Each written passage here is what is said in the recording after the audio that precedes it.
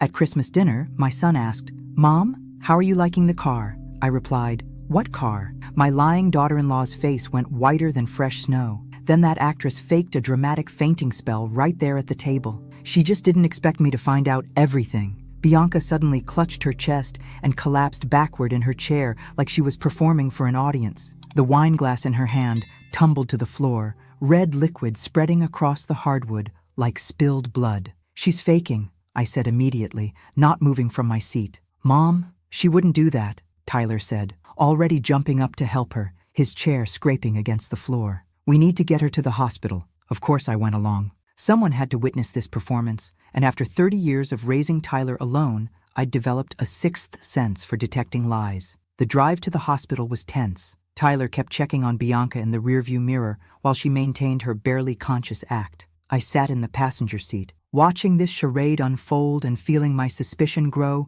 with every fake whimper. At the hospital, Bianca lay on the gurney with her eyes fluttering dramatically. The nurses bustled around, checking her vitals while she played her part to perfection. When she finally came to, after 20 minutes of medical theater, she launched into her prepared sob story. "Honey, I'm so sorry," she whimpered to Tyler, reaching for his hand with trembling fingers. "I crashed the car that was supposed to be delivered to your mom. I didn't tell you because I didn't want to stress you out. You just got back from that business trip yesterday, and you were already so tired." Wait, what car? That's when everything clicked into place like puzzle pieces, forming a very ugly picture. Let me explain what's really going on here, because this story is more twisted than a pretzel factory having a bad day. My son Tyler is 30 years old and worth about $8 million.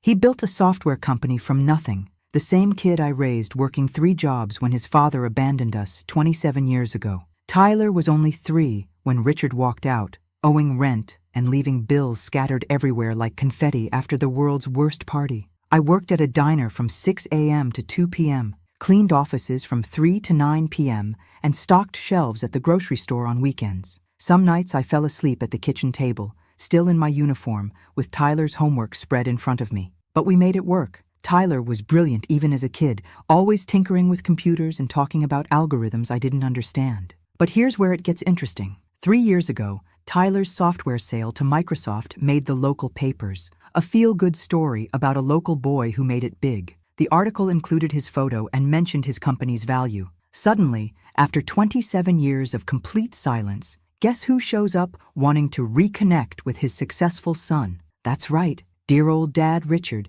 with perfect timing and empty pockets. Tyler was so hungry for a father that he welcomed Richard with open arms. I understood why. Every kid wants to believe their absent parent left for noble reasons, not because they were a deadbeat who couldn't handle responsibility. 6 months after Richard's miraculous return, he introduced Tyler to Bianca, a sweet young woman who seemed perfect for my son. She was charming, attentive, and said all the right things about wanting a family. They dated for a year, got married in a small ceremony, and Tyler moved to another city with his new wife. He was finally living his dream of having a complete family, father, wife, the whole package. Except Tyler had bought me a car last week as an early Christmas gift. Since he was traveling for business, he asked Bianca to deliver it when she visited while he was gone. Tyler got back yesterday, and this was the first chance he'd had to ask me about it. The problem? Bianca never delivered any car, and now she's lying about crashing it. "I feel terrible," Bianca continued at the hospital,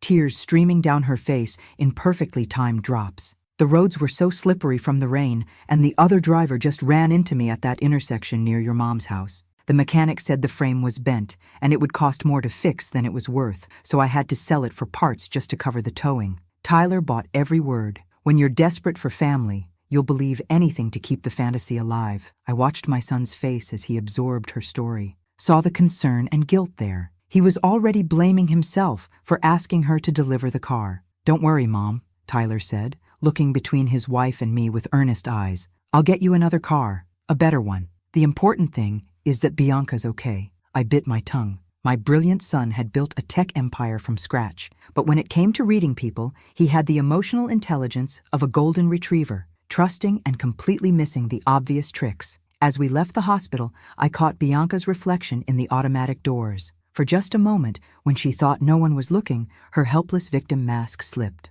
The expression underneath was calculating and cold, the look of someone who just successfully pulled off a con. If acting was a crime, she'd deserve an Oscar and a prison sentence. That night, as Tyler fussed over his traumatized wife and I played the part of the understanding mother-in-law, I made a decision. If my daughter-in-law thought she could con my son, she'd picked the wrong family to mess with. After all, I'd spent 30 years protecting Tyler from the world. I wasn't about to stop now, especially when the threat was sleeping in his bed and had access to his bank accounts. The game was on. The next morning, while Tyler was at the office making money and Bianca was probably rehearsing her next performance, I decided to fact-check her story. 30 years of single motherhood had taught me that when something doesn't add up, you'd better start doing the math yourself, and Bianca's story had more holes than Swiss cheese. I poured myself a strong cup of coffee, sat at my kitchen table with my reading glasses on, and picked up the phone. Time to channel my inner detective. Henderson Motors, this is Jake speaking. Hi, this is Helena Morrison. You delivered a car to my daughter-in-law, Bianca Morrison, about 10 days ago. A white Toyota Camry? Oh sure, the white Camry. Beautiful car, fully loaded. Is everything okay with it? I paused, choosing my words carefully. Actually, that's what I'm calling about. She mentioned there was some kind of accident? Accident? Jake's voice went up an octave, genuine confusion clear in his tone. Ma'am, I delivered that car personally to the address she provided. She was thrilled when I arrived, signed all the paperwork with the biggest smile I'd seen all week, even took photos with it, said she wanted to document the moment. My grip tightened on the phone. Photos. How nice. There was a pause. Then Jake continued. Actually, now that I think about it, she did ask some unusual questions about the resale value and how quickly someone could transfer ownership. I remember thinking it was odd, since most people don't ask about selling a car they just received, but I figured maybe she was just the planning type. Resale value. Of course she did. Little Miss Innocent had been calculating profit margins from minute one. She didn't mention any concerns about the vehicle or road conditions? I pressed. Not a one. Actually, she seemed pretty excited. Made some comment about how this was going to solve some financial problems. Jake chuckled. I remember thinking it was funny. Most people buy cars to create financial problems, not solve them. I bet it was going to solve her problems all right. The kind of problems that involved unauthorized access to other people's money. After thanking Jake and hanging up, I sat back in my chair, my suspicions confirmed like a medical diagnosis I didn't want to receive. Bianca had lied about the accident with the creativity of a fiction writer and the conscience of a pickpocket. I spent the rest of the morning researching car insurance claims and accident reports online, trying to see if there was any record of the supposed crash. Nothing. No police reports, no insurance claims, no record anywhere of an accident involving a white Toyota Camry in the past 2 weeks. When Tyler came home for lunch, I tried a careful approach, which, for me, meant not immediately calling his wife a lying thief. Honey, maybe we should help Bianca report the accident to insurance, I suggested, while he made himself a sandwich. She might be able to recover some money, even if the other driver was uninsured. She already handled all that, Mom. Tyler barely looked up from spreading mustard on his bread. She said the other driver didn't have insurance and left the scene before the police arrived. No witnesses either. One of those hit-and-run situations you hear about. How convenient. A ghost accident with a phantom driver and no witnesses. What about the police report? I asked, trying to keep my voice neutral. Mom. His voice carried that warning tone I remembered from his teenage years, the same one he used when I questioned whether he'd really done his homework. Bianca was traumatized by the whole experience. She probably forgot some details or mixed them up. Can you just give her a break? Sure, I'd give her a break. Right after she gave me back my car and my peace of mind. That evening, Richard joined us for dinner, as he had most nights since moving back to town 3 years ago. Right after Tyler's success hit the papers. What a coincidence. He was telling some long, winding story about his business ventures over the past 27 years, painting himself as a misunderstood entrepreneur who'd been searching for the right opportunity. The details were vague, the timeline was fuzzy, and the whole narrative sounded like something he'd pulled from a collection of motivational posters. You know, Tyler, Richard said, cutting his steak with surgical precision, I've been thinking about that investment opportunity we discussed last week, the one that requires some upfront capital. Tyler's eyes lit up like Christmas morning. That's right, Dad. Did you need me to transfer that money we talked about? I nearly choked on my wine. Here we go again. Another episode of How to Part a Fool from His Money, starring my well-meaning but financially naive son. Well,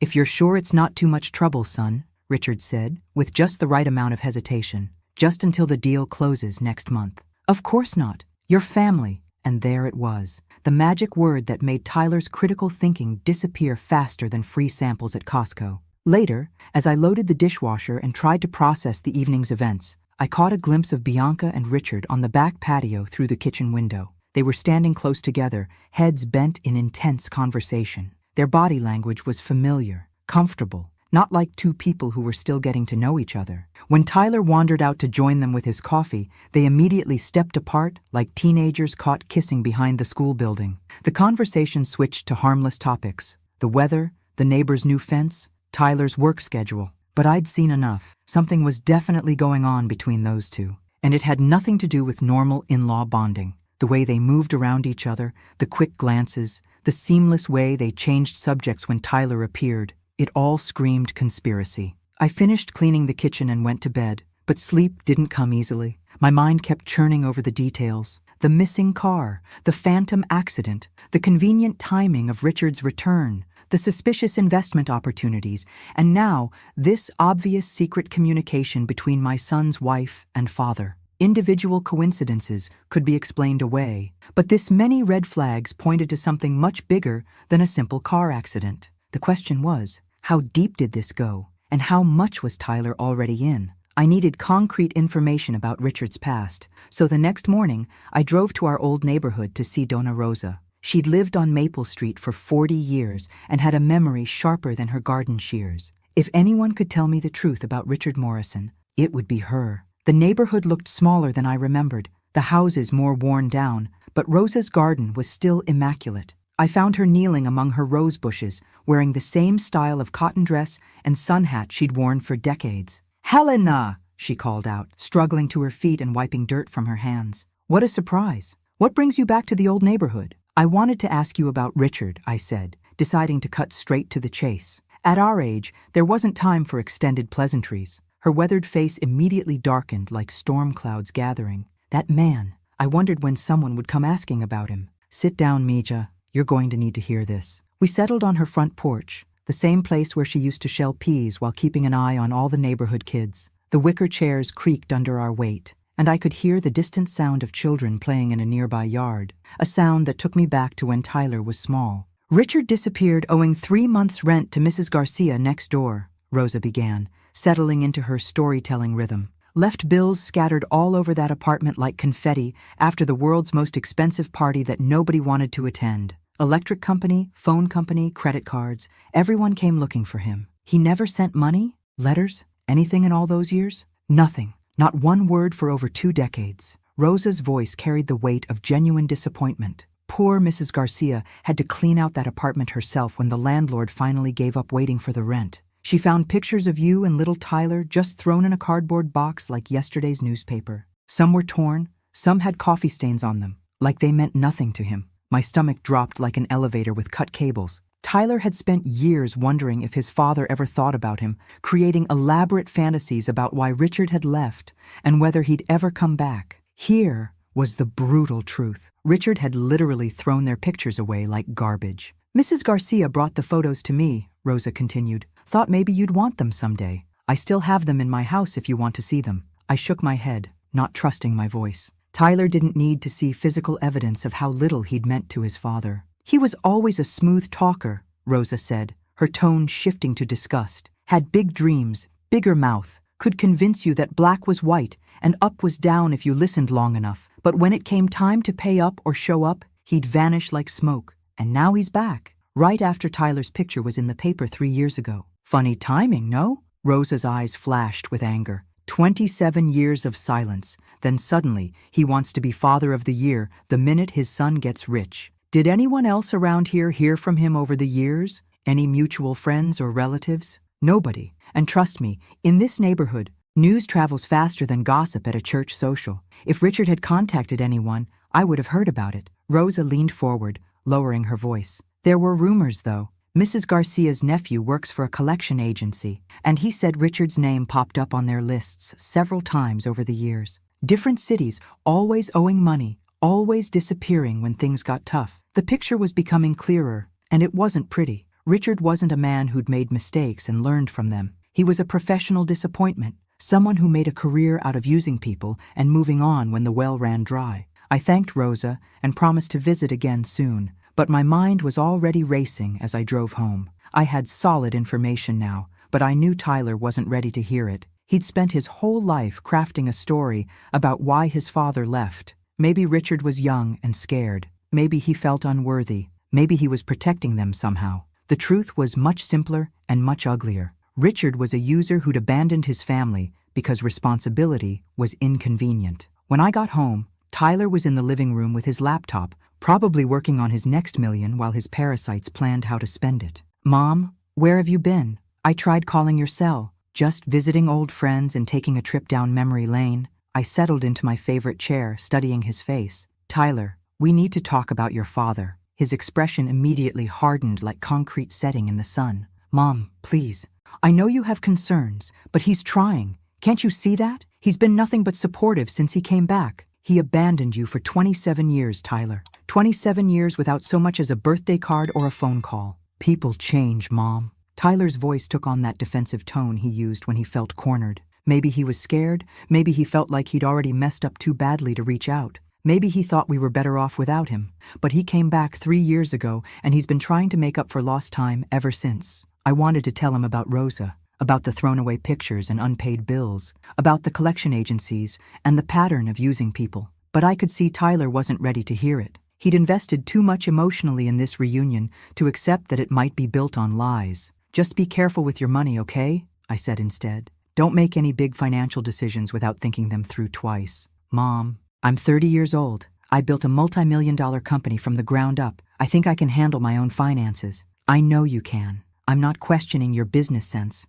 I'm questioning their motives." "Their motives?" Tyler's voice rose slightly. "Mom, I need this. I need to believe that families can be fixed, that people can change, that it's not too late to have the father I always wanted." And there it was, the heart of the matter. Tyler wasn't just welcoming Richard back. He was trying to heal a wound that had been bleeding for 27 years. The problem was that Richard might be pouring salt into that wound instead of helping it heal. That was the real tragedy. Tyler was so focused on the family he thought he could have that he couldn't see what was happening to the family he actually had. And I was starting to suspect that this blindness wasn't accidental. It was being carefully cultivated by two people who knew exactly which buttons to push. The next afternoon, I decided it was time for some field research. I told Tyler I was going shopping at the mall. Technically true, since I did plan to buy a coffee and maybe a magazine. What I didn't mention was that I'd be conducting my own little surveillance operation. I positioned myself at a table in the food court with a clear view of the main entrance, like a spider waiting patiently in her web. I'd brought a book and reading glasses to look like any other grandmother killing time, but my attention was focused on watching for familiar faces. After sitting there for over an hour, nursing an overpriced latte and watching teenagers make questionable fashion choices, I spotted them. Bianca walked in first, looking around nervously like she was meeting a drug dealer instead of her father-in-law. She was dressed casually, but still looked out of place, checking her phone every few seconds. Richard appeared about 10 minutes later, scanning the crowd with the practiced eye of someone who'd learned to watch for trouble. When he spotted Bianca, they didn't wave or show any obvious signs of recognition. Instead, they moved toward each other with the choreographed casualness of people who'd done this before. They chose a table near the Barnes & Noble entrance, partially hidden behind a decorative pillar, but with clear sight lines to the exits. Professional paranoia or guilty consciences? I was betting on the latter. I moved closer, abandoning my book and pretending to browse the jewelry kiosk about 20 feet away. My hearing wasn't what it used to be, but I caught fragments of their conversation carried on the mall's echo. "Told you we needed to be more careful. She's asking too many questions." Tyler's starting to notice the patterns. My heart rate spiked. They were talking about me, and they were talking about Tyler noticing something. Noticing what? The financial irregularities? The timing coincidences? The way they seemed to communicate without words? I fumbled with my phone, trying to get a decent photo without being obvious about it. My camera skills were roughly equivalent to my ability to perform brain surgery, but I managed to capture one blurry image that clearly showed both their faces and their intense conversation. When I got home, Tyler was in his office on a video call with clients in California. I waited until he finished, then knocked on his door with what I hoped was casual maternal concern. "Hey, honey. Look what I saw at the mall today." I showed him the photo on my phone screen. Tyler squinted at the blurry image, then looked at me with mild exasperation. "Mom, they're family now. Of course they talk to each other, and this photo is so blurry I can barely tell who it is. But look at their body language. They're leaning in like they're sharing secrets. Maybe they were planning a surprise for you. Or maybe Dad needed advice about something and didn't want to bother me while I was working." Tyler's ability to find innocent explanations for suspicious behavior was truly a gift, the kind of gift that made people easy targets for con artists. "Tyler, doesn't it seem strange that your father came back right when you became successful, after 27 years of nothing?" He looked up from his computer with the tired patience of someone explaining simple concepts to a child. "Mom, I love you, but this paranoia has to stop. Dad and Bianca are both important to me, and I need you to try to accept that." I realized my evidence was weak. A blurry photo of two people talking wasn't exactly smoking gun material. It was more like a slightly warm BB gun that might have been fired recently. That night, I lay awake thinking about Tyler's finances. I knew he trusted Bianca completely with their household money. As his wife, she had access to their joint accounts and often handled paperwork while he focused on running his business. Tyler had always been generous about delegating tasks he found boring, and apparently financial management fell into that category. But what if that trust was being systematically abused? What if those boring financial tasks included unauthorized transfers and questionable investments? Tyler might not notice small amounts going missing, especially if they were disguised as legitimate business expenses or family needs. I made a mental note to find a way to examine Tyler's financial records more closely. Not because I wanted to invade his privacy, but because I was starting to suspect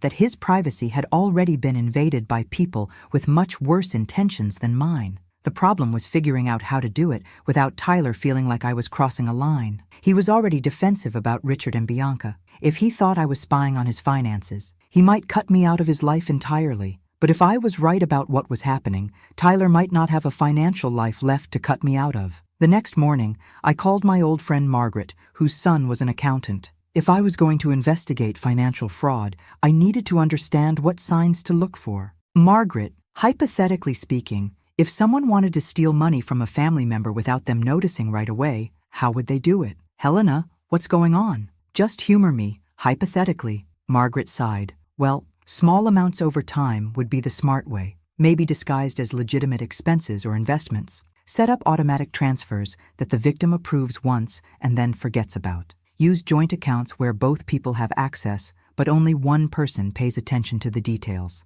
My blood ran cold. That sounded exactly like Tyler's situation with Bianca. "The key," Margaret continued, "would be finding someone who trusts completely and doesn't like dealing with financial paperwork. Someone successful enough that small amounts wouldn't be missed immediately. And how would someone catch this kind of theft? Look for patterns in the bank statements, transfers that happen regularly but don't correspond to known expenses. Check for new accounts or investments that the victim doesn't remember authorizing. Compare signatures on financial documents." I thanked Margaret and hung up, my mind already forming a plan. I needed to get a look at Tyler's financial records, but I had to be smart about it. If Bianca and Richard were running a long con on my son, I needed evidence that would convince Tyler before it was too late. The question was, how much time did I have before they decided they'd taken enough and disappeared, leaving Tyler broke and heartbroken? I decided to take a different approach and went back to the coffee shop several times over the next week, hoping to learn more about Bianca and Richard's relationship. Each time, I brought a different book and tried to look like any other customer having a literary moment instead of conducting amateur surveillance worthy of a discount spy novel. On my third attempt, after consuming enough caffeine to power a small aircraft, I finally spotted them again. This time, I was more strategic about positioning myself, close enough to observe but hidden behind a display of travel mugs and seasonal merchandise. The teenage barista, a girl with purple hair and multiple ear piercings, was wiping down tables nearby with the enthusiasm of someone who'd rather be literally anywhere else. I decided to take a calculated risk. "Excuse me," I said when she approached my table with her cleaning cloth. "That couple over there, they come here a lot, don't they?" She glanced over and nodded without much interest. "Oh yeah, those two. They're here pretty regularly, maybe once or twice a week. Always order the same thing. Black coffee for him, caramel macchiato for her. They tip okay, but they always seem kind of stressed about something. They seem familiar somehow. How long have they been coming here? The girl thought for a moment, her face scrunching up in concentration. I've been working here for about 18 months, and they were already regulars when I started. So at least that long, maybe longer. They definitely have that been doing this forever vibe. You know? That timeline would put their relationship back to before Bianca even met Tyler, or at least very early in their courtship. Interesting. Like finding out your favorite restaurant had been serving cat food the whole time. Technically possible, but highly suspicious. They always seem so serious when they talk, I commented, trying to keep my voice casual. Yeah, they do. And they never really seem happy to see each other, if you know what I mean. Like, not like family or friends would be. More like, she paused, searching for the right comparison. Like business partners who don't particularly like each other, but need each other for something. Business partners. That phrase hit me like a cold slap across the face. They always sit in that same corner, the girl continued, warming to the subject now that she had an audience. And they're always looking around, like they're worried someone might overhear them. Kinda paranoid, actually. I thanked her and sat back in my chair, processing this information like a computer analyzing data. Bianca and Richard had been meeting regularly for at least 18 months, possibly longer. They acted like business partners rather than family members. They chose secluded seating and watched for eavesdroppers. This wasn't the beginning of a beautiful friendship between in-laws. This was evidence of a long-term partnership that predated Bianca's relationship with Tyler. When I got home, I found Tyler in his home office, signing a stack of papers with the mechanical precision of someone performing a familiar routine. The sight made my stomach clench. What are those? I asked, trying to sound casual rather than alarmed. Just some financial stuff Bianca prepared for me, Tyler said without looking up. Investment paperwork, expense reports, tax documents. You know how I hate dealing with all the administrative details. Gives me a headache just thinking about it. I watched him sign document after document without reading them, trusting his wife's explanations completely. Tyler, do you actually review these before you sign them? Bianca explains them to me, he said, finally glancing up with mild irritation. She's got a good head for numbers, and she knows I trust her judgment completely. Why would I need to read every line when I have someone I trust handling the details? But shouldn't you at least skim them? Just to know what you're agreeing to? Tyler's expression shifted to the patient tolerance of someone explaining obvious concepts to a slow child. Mom, I trust my wife. She handles our personal finances so I can focus on growing the business. It's called division of labor. She's good with money management. I'm good with technology and client relations. The innocent logic was heartbreaking. Tyler had built his entire financial life on the assumption that the people closest to him had his best interests at heart. It was a beautiful philosophy and a terrible vulnerability. Besides, Tyler added, returning to his signing, Bianca shows me the important stuff. These are just routine transfers and investment adjustments. Routine transfers. My blood pressure spiked like a rocket launching. That evening at dinner, Richard mentioned his investment opportunity again, as he had every few days for the past month. The details were always vague but promising. The timeline was always urgent, and the amount needed always seemed to increase slightly each time it came up. Tyler, that real estate deal I mentioned is moving faster than expected, Richard said, cutting his pot roast with surgical precision. The seller wants to close by the end of next week, which means I need to move on it sooner than we discussed. No problem, Dad. Tyler's response was immediate and generous, like someone offering to share an appetizer rather than potentially signing away tens of thousands of dollars. Just let me know how much and when you need it transferred. I watched this exchange with growing alarm that was setting off every internal warning system I possessed. Tyler was essentially giving Richard unlimited access to his bank account,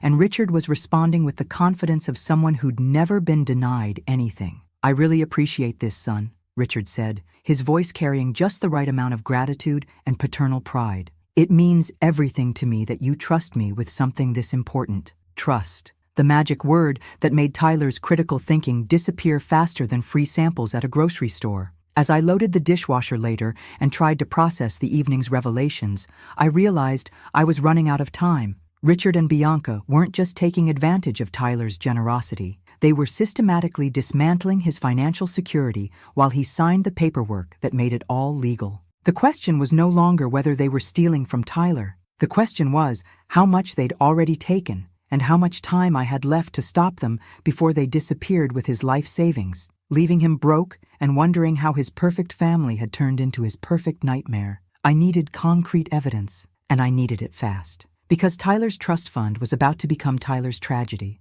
and I was the only one who could see the train wreck coming. The next morning, I decided it was time to confront Tyler with everything I'd gathered so far. I spread the evidence across his kitchen table like a prosecutor preparing for trial. The photo from the coffee shop, my notes from the conversation with Jake at the dealership, the timeline discrepancies, and my growing list of financial red flags. Tyler walked into the kitchen in his bathrobe, expecting his usual quiet breakfast, and found me sitting there with what looked like a conspiracy theorist's fever dream laid out in front of me. "Mom, what's all this?" he asked, pouring himself coffee and eyeing my makeshift evidence board with the wariness of someone who'd walked into an intervention. "We need to talk," I said, gesturing for him to sit down. "Really talk about your father and Bianca and what I think is happening to your money." "Mom, this is getting ridiculous," Tyler said, but he sat down anyway, probably hoping to humor me into dropping the subject. "You're talking about Dad and Bianca like they're running some kind of elaborate scam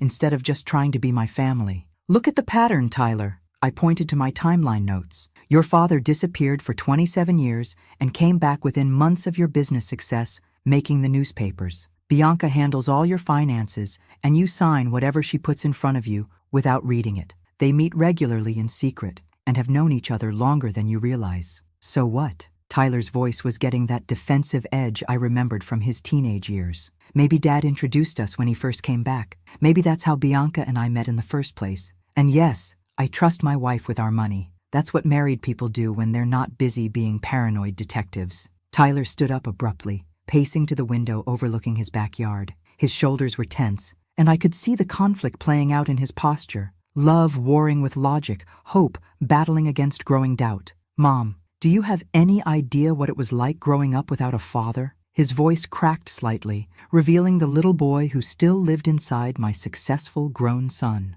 "Do you know how many nights I lay awake wondering if he'd ever come back? If he even remembered I existed?" My heart broke for him all over again. "Tyler, I know." "No, you don't know," he continued, turning to face me with eyes bright with unshed tears. "You had to be both parents, and you did an amazing job, but I still felt that hole where a father should have been. Every school play, every birthday, every graduation, I looked for him in the crowd, even though I knew he wouldn't be there. And now he's here." Tyler's voice grew stronger, more determined. "He wants to be part of my life. He's trying to make up for lost time, trying to be the father I always needed. And you're asking me to throw that away because of some vague suspicions and blurry photographs? They're not vague, Tyler. They're specific, and they're adding up to something very concerning. To you, maybe, but to me, they look like coincidences and misunderstandings." Tyler sat back down, running his hands through his hair in frustration. "Mom, I need this to work. I need to believe that families can be fixed,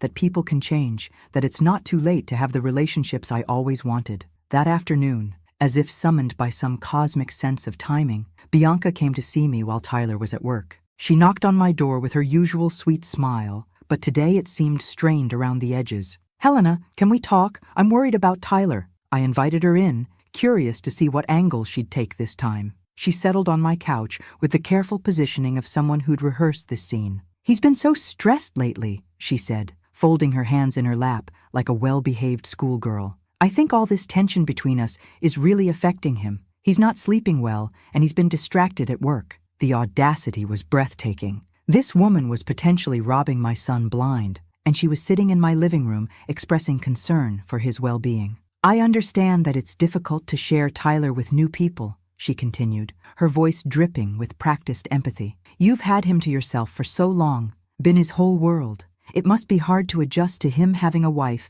and reconnecting with his father. I just want what's best for Tyler," I said carefully, studying her face for any tells. "So do I. That's why I think maybe you should consider taking a step back." Her words were gentle, but there was steel underneath. "Tyler mentioned that you've been under a lot of stress lately. Maybe some time away would be good for everyone? Sometimes distance gives us perspective we can't get when we're too close to a situation." Translation: "Make yourself scarce while we finish whatever financial magic trick we're performing with your son's bank account." "Are you suggesting I'm imagining things?" I asked, keeping my voice level and watching her reaction. "Of course not." The response was too quick, too bright. But sometimes when we're worried about losing someone we love, we can see threats that aren't really there. It's natural, but it's not always accurate. She was smoother than I'd expected, laying groundwork to discredit my concerns without directly attacking my mental state. This was professional-level manipulation disguised as family concern. "I'll think about what you've said," I lied,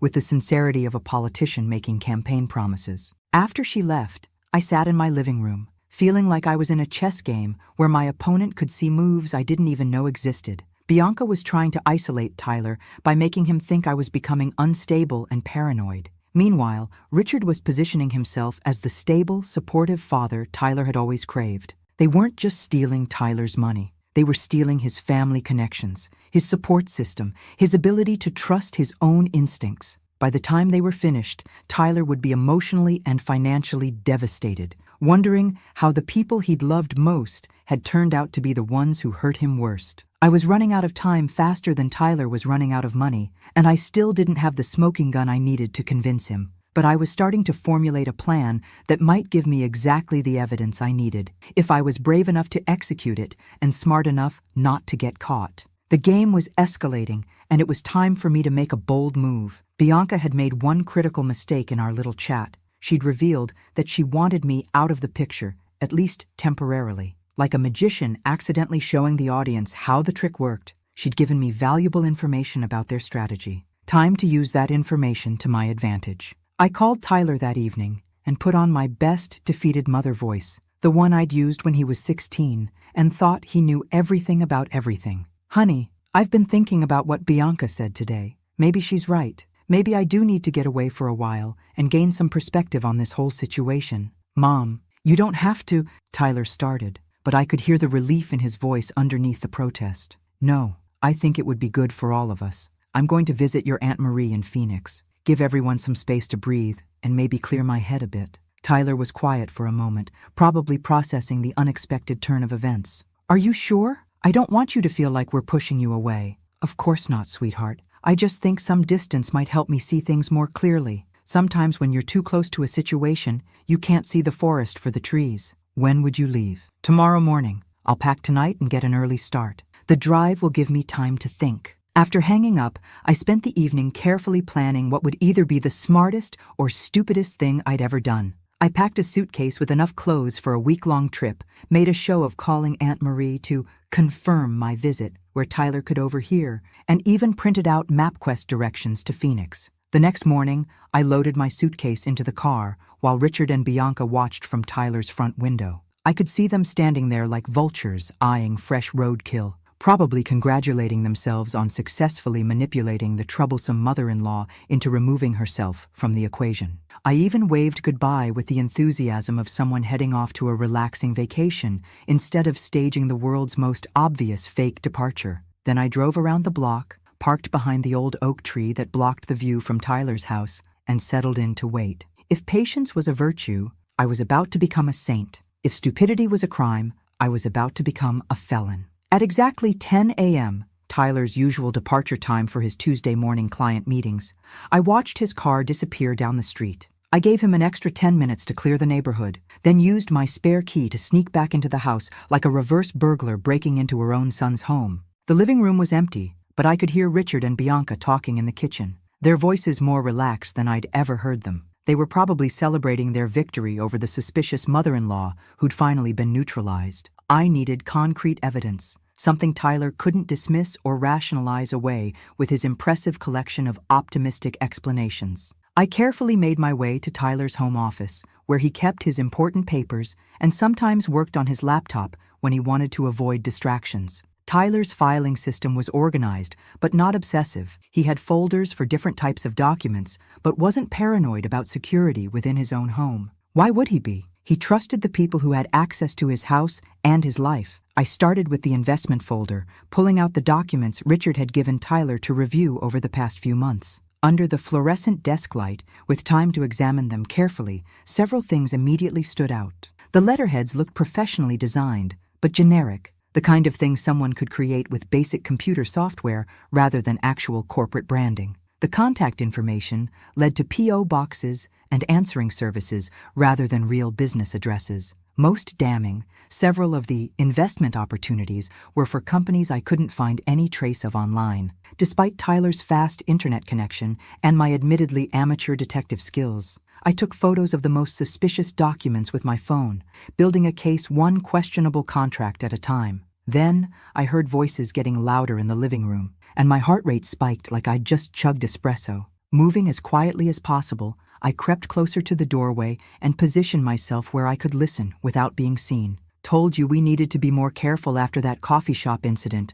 Bianca was saying, her voice carrying a stress I'd never heard before. "She's been watching us. Richard, taking photos, asking questions at the dealership. She's gone now," Richard replied, with the confidence of someone who thought he'd won a chess match. "And Tyler's completely under our control. He signs whatever you put in front of him without reading it, trusts every word we say. The kid's desperate for family. It makes him easier to manipulate than a puppet show." My hands were shaking as I fumbled for my phone's recording function. This was it, the smoking gun I'd been searching for. "But what if she comes back with more questions?" Bianca pressed. "What if she actually finds something concrete?" "She won't. And even if she does, Tyler won't believe her. The kid's too invested in this happy family fantasy to see what's right in front of him. He'd rather be broke and loved than rich and alone. How much more do you think we can take before he notices the patterns? Another 50,000, maybe 75 if we're smart about the timing. The beauty of this setup is that Tyler doesn't want to look too closely at the details. He's paying us to rob him." I managed to record about 10 minutes of their conversation before they moved to another room, discussing the timeline for their next phase and how to handle Tyler's increasing questions about money without arousing more suspicion. The recording wasn't just evidence of theft. It was proof of a calculated, long-term conspiracy to systematically destroy my son's financial life while playing on his deepest emotional needs. As I snuck back to my car, my phone clutched in my hand like a weapon that could save Tyler's future, I realized that the hardest part wasn't over. I had the evidence I needed, but now I had to figure out how to present it in a way that would finally open Tyler's eyes without destroying him in the process. Because while Richard and Bianca saw Tyler as an easy mark, I saw him as my son. And I was about to prove that protecting your family was a job that never ended, no matter how old your children got or how successful they became. I drove straight to Tyler's office with my phone clutched in my hand, like evidence that could change everything, because that's exactly what it was. The recording was damning enough to convince any reasonable person, but I knew Tyler wasn't operating on pure reason when it came to his father and wife. The office building's lobby was busy with the usual Tuesday morning traffic, people in business attire hurrying to meetings, delivery drivers with packages, the low hum of professional ambition in motion. I felt completely out of place, like an amateur detective who'd stumbled into a real crime scene. "Mom?" Tyler looked up in surprise as I walked into his office without knocking. "I thought you were driving to Phoenix today." "I was," I said, closing his office door behind me and turning the lock with deliberate emphasis. "But something came up that couldn't wait. Something that's going to change everything." Tyler's face immediately tensed, like he was bracing for impact. "Mom, if this is more conspiracy theories about Dad and Bianca, just listen." I pulled out my phone and set it on his desk between us like a bomb waiting to explode. "Really listen, without interrupting or immediately thinking of 17 different innocent explanations."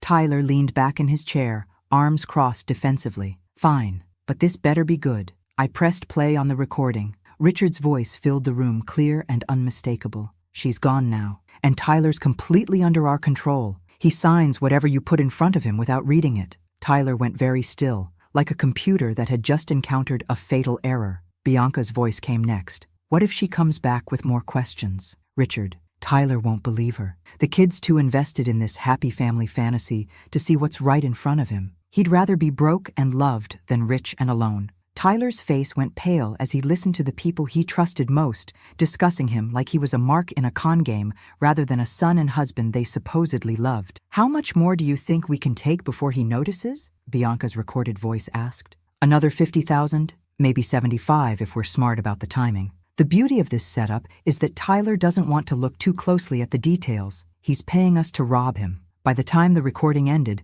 Tyler was gripping the arms of his chair so tightly his knuckles had gone white.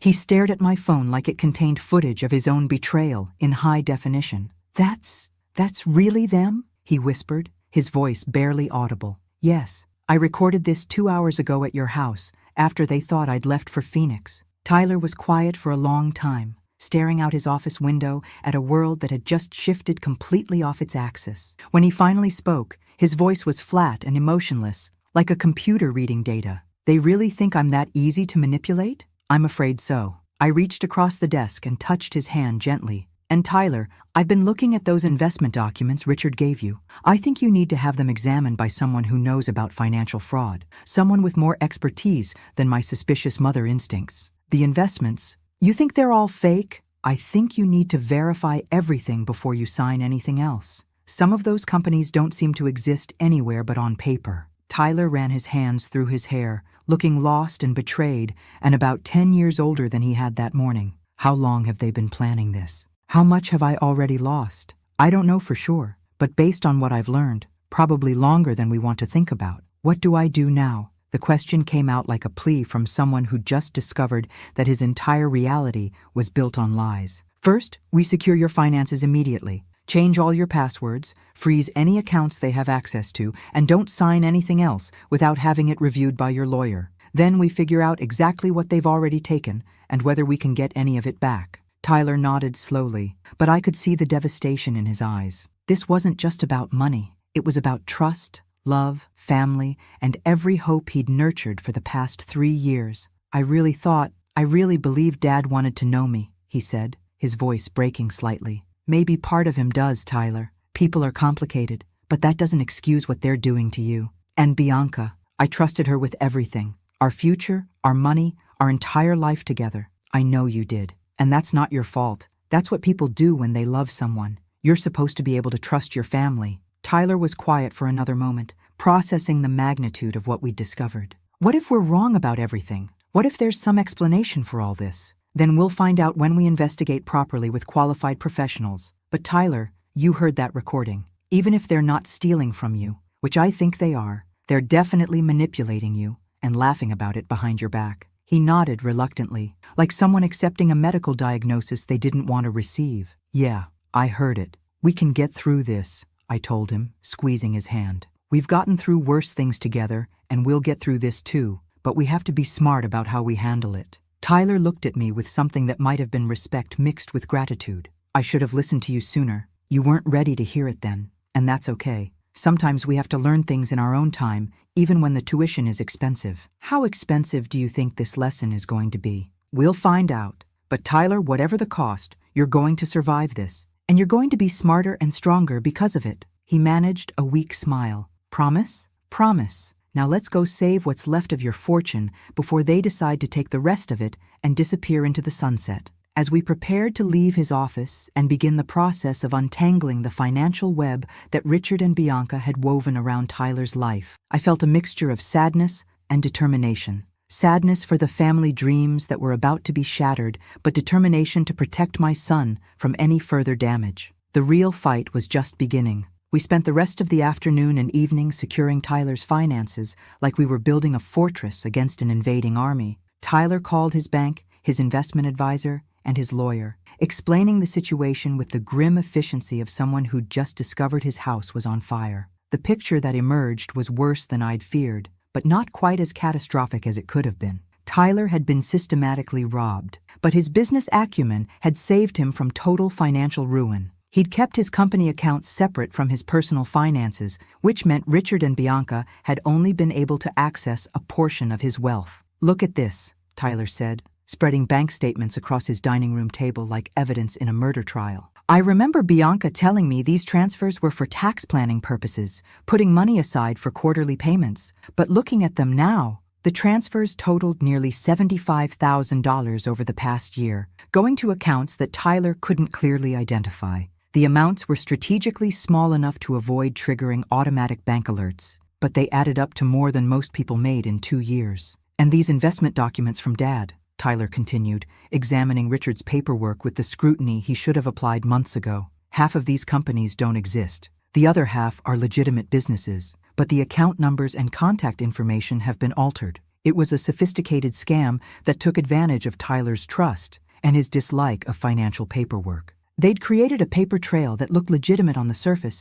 but fell apart under careful examination. We also discovered that several of Tyler's credit cards had charges he didn't remember authorizing. Dinners at expensive restaurants, hotel stays, shopping sprees, all signed with his name, but in handwriting that looked slightly different from his usual signature. "I feel like the biggest fool in the world," Tyler said, slumping back in his chair. "You're not a fool. You're someone who loved people who didn't deserve it. There's a difference." "But I should have been more careful. I should have paid attention instead of just trusting blindly." "Tyler, hindsight is always perfect. The important thing is that we caught this before they could take everything." That evening, Tyler made the difficult decision to confront Richard and Bianca directly. Despite my concerns about their potential reactions, Tyler felt he needed to give them one last chance to explain themselves before involving law enforcement. "I need to hear them try to justify this," he told me. "I need to understand how they could look me in the eye every day while systematically robbing me blind." We agreed that I would stay hidden in the kitchen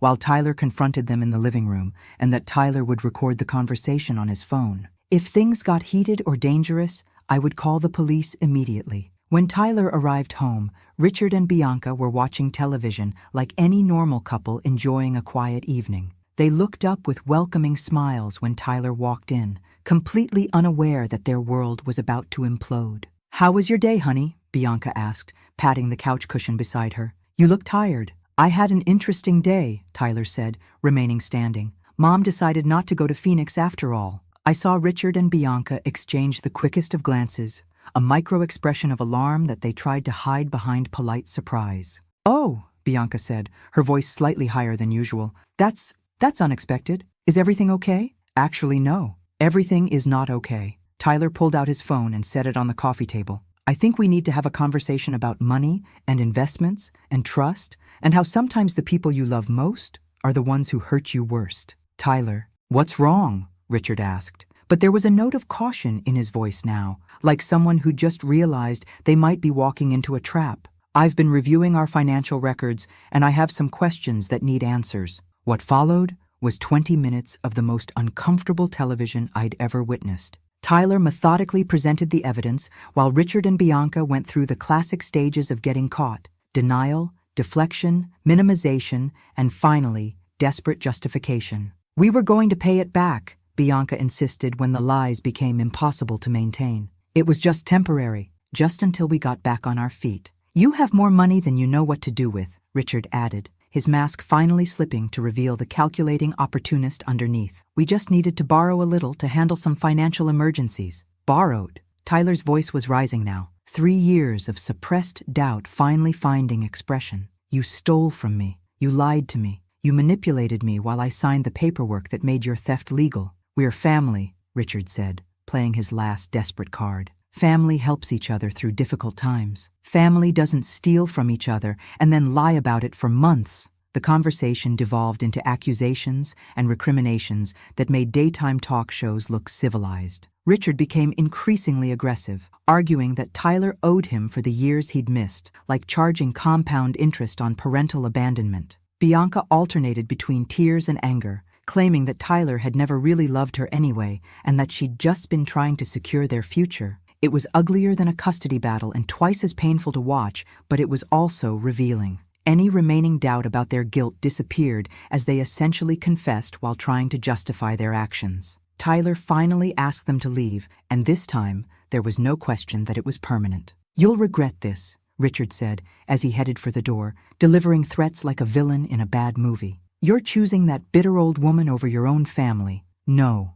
Tyler replied with quiet dignity. "I'm choosing the family that never lied to me over the family that did." After they left, Tyler and I sat in his living room processing what had just happened. The house felt different somehow, emptier but cleaner, like a fever had finally broken. "I keep thinking I should feel angrier," Tyler said, staring at his hands. "But mostly I just feel empty." "That's normal. Betrayal is complicated." "Betrayal? It's not just about the money. It's about trust and love and all the things you thought were real. How do I ever trust anyone again? How do I know if someone loves me for me or for my bank account?" "You don't know for certain, but you can't let their betrayal turn you into someone who's afraid to love or trust ever again. That would be letting them win twice." As we sat together in the quiet house, I realized that while we'd lost Richard and Bianca, we'd gained something more valuable: the truth. And sometimes, the truth is the most expensive gift you can give someone, but also the most necessary. The next few days passed in a blur of legal consultations, financial audits,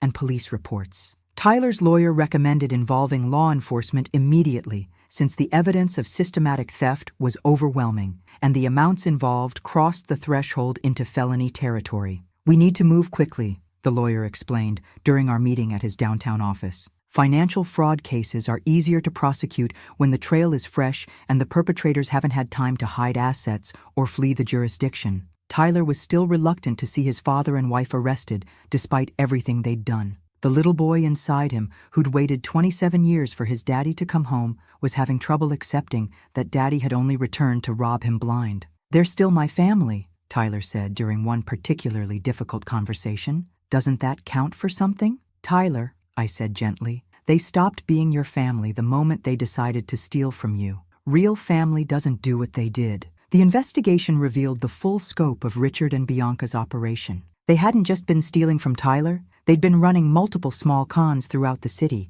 taking advantage of lonely people looking for love or family connections. Tyler was their biggest score, but he wasn't their only victim. Police found evidence that Richard had been using fake identities and forged documents for years, moving from city to city when his schemes fell apart. Bianca had a shorter criminal history, but showed a talent for emotional manipulation that made her the perfect partner for Richard's financial scams. "They were a team," Detective Martinez explained. "Richard would identify wealthy, lonely targets, and Bianca would get close to them emotionally while Richard handled the financial side. They'd been working together for at least 3 years before they targeted your son." The timeline made me sick. Bianca hadn't fallen in love with Tyler and then gotten corrupted by Richard. She'd been part of the plan from the beginning, playing a role designed to make Tyler vulnerable to his father's manipulation. Within a week, both Richard and Bianca were arrested. The local news picked up the story, painting Tyler as a successful businessman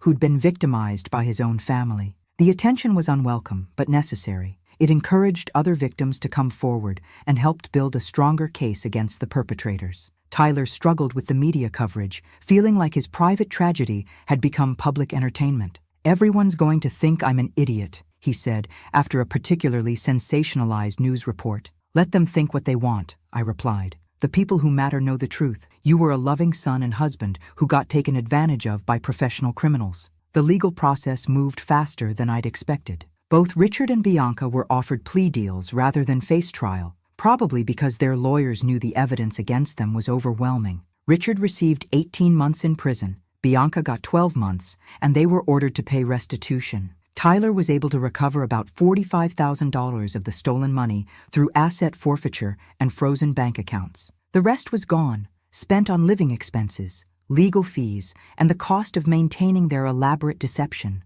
"It's not about the money," Tyler said when the final settlement was announced. $45,000, $20,000, $5,000, it doesn't matter. What matters is that I was stupid enough to let them do this to me. You weren't stupid. You were hopeful, and hope isn't a character flaw, even when it gets you hurt. Is it, though? Maybe being more suspicious, more cynical, would have saved me from all this. And it also would have saved you from ever experiencing real love or trust or family connection. Tyler, you can't let their betrayal turn you into someone who's afraid to open his heart. The hardest part wasn't the money or the legal proceedings. It was watching Tyler struggle with his sense of identity. He'd built his adult life around the belief that he was smart, successful, and capable of good judgment. Discovering that he'd been manipulated so completely shook his confidence in ways that would take time to rebuild. "How do I know if my business decisions are sound?" he asked one evening. "How do I know if I'm making good choices or just getting lucky? Maybe I'm not as smart as I thought I was." "Tyler, you built a multi-million-dollar company from nothing. You created something valuable that improved people's lives and made you wealthy in the process. That doesn't happen by accident, and it doesn't happen to stupid people. But I couldn't see through my own wife and father, because you loved them, and love makes us vulnerable. That's not a bug in your personality. It's a feature. The capacity to love deeply is what makes you human." Slowly, very slowly, Tyler began to heal. The sharp edges of betrayal softened into acceptance, and acceptance gradually transformed into wisdom. He started sleeping better, laughing more, and making plans for a future that didn't include people who saw him as a financial opportunity rather than a human being. 3 months after Richard and Bianca's arrest, Tyler and I were having dinner at his house, just the two of us, the way it used to be before his life became a cautionary tale about trusting the wrong people. "You know what's funny?" Tyler said, twirling pasta around his fork. "I keep expecting to miss them. The idea of family dinners, having people around, all that domestic bliss I thought I wanted. And do you miss them? No. This feels more like family than anything we had when they were here. No wondering about hidden agendas. No walking on eggshells. No worrying about what they really want from me. That's because this is real," I said. "No performance, no manipulation, no ulterior motives. Just us. I'm sorry I didn't listen to you sooner. You weren't ready to hear it, and that's okay. Sometimes we have to learn things the hard way, even when the tuition costs tens of thousands of dollars." Tyler smiled, a real smile, not the forced ones he'd been wearing for months. "Even then, though, let's try not to make expensive life lessons a family tradition." We both laughed, and for the first time since this whole nightmare began, Tyler's house felt like home again, instead of a crime scene that happened to have furniture. 6 months later, Tyler and I found ourselves sitting in the courthouse for the final restitution hearing. Richard and Bianca had both served their sentences and were being released, but the legal process required one last meeting to finalize the financial settlements. I watched them walk into the courtroom wearing orange jumpsuits and handcuffs, looking smaller and more ordinary than they had when they dominated Tyler's life. Prison had stripped away their polish and confidence, revealing them for what they really were, small-time criminals who'd gotten lucky with a particularly trusting target. Tyler sat beside me, his face calm but alert. The broken man who'd discovered his family's betrayal had been replaced by someone stronger and wiser, though the process of getting there had been painful to witness. "All rise for the Honorable Judge Patricia Chen," the bailiff announced. The hearing was brief and businesslike. Richard and Bianca had already served their sentences, most of the restitution had been paid, and everyone just wanted to close this chapter and move on with their lives. "Mr. Morrison," Judge Chen addressed Tyler directly, "you've recovered approximately 60% of the stolen funds through various legal mechanisms. The remaining amount has been written off as uncollectible. Do you have anything you'd like to say before I close this case?" Tyler stood up, and for a moment I worried he might say something he'd regret, but when he spoke, his voice was steady and thoughtful. "Your Honor, I don't need an apology from the defendants, and I don't need them to explain their actions. I understand what they did and why they did it. What I want is for this experience to help other people avoid being victimized by similar schemes." He turned slightly to look at Richard and Bianca. "I hope you both find a better way to live your lives going forward, not for my sake, but for yours." The dignity in his response made me proud. Tyler had learned to separate his anger about their actions from his hope for their redemption, a mature distinction that showed how much he'd grown through this ordeal. After the hearing, Tyler and I walked out of the courthouse into bright afternoon sunshine. The reporters who'd followed the story initially had moved on to other scandals, and we were just two people walking down the courthouse steps, having survived their own personal hurricane. "How do you feel?" I asked as we reached the parking lot. "Relieved, like I can finally close that chapter and start writing a new one." Tyler paused beside his car. "You know what's strange? I keep expecting to feel more bitter about the whole thing. What do you feel instead?" "Grateful, I guess. Grateful that I found out the truth before they could take everything. Grateful that I had you to help me through it. Grateful that I learned the difference between people who love you and people who love what you can do for them." "And what is the difference?" Tyler thought for a moment. "People who love you want you to be happy and successful. People who love what you can do for them want you to be useful and generous. The first group celebrates your victories. The second group calculates how they can benefit from them. That's a hard-earned piece of wisdom. The most expensive kind."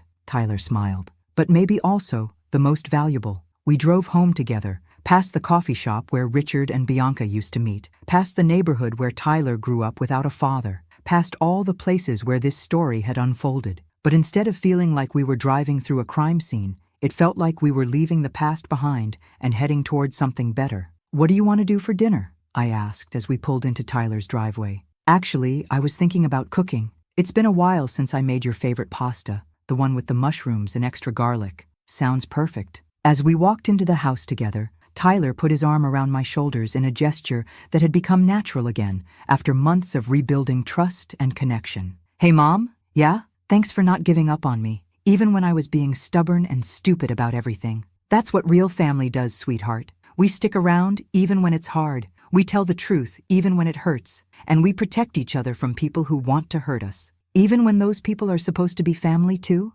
Especially then, Tyler nodded, understanding finally settling into his bones like knowledge that would never leave him. I think I get it now. Family isn't about blood or marriage or legal documents. It's about who shows up when things get hard, and who's still there when the hard times are over. As we prepared dinner together, talking and laughing like we had when Tyler was young, I realized that we'd gained something precious from this terrible experience. We'd learned that our family, small as it was, could survive anything as long as we were honest with each other and willing to fight for what mattered. Richard and Bianca had taught Tyler painful lessons about trust and betrayal, but they'd also taught him something valuable about resilience and recovery. He'd survived their worst intentions and come out stronger on the other side. We might be smaller than Tyler had once hoped for, but we were genuine. And sometimes, being genuine is worth more than being big. Sometimes, having one person who truly loves you is better than having 10 people who see you as an opportunity.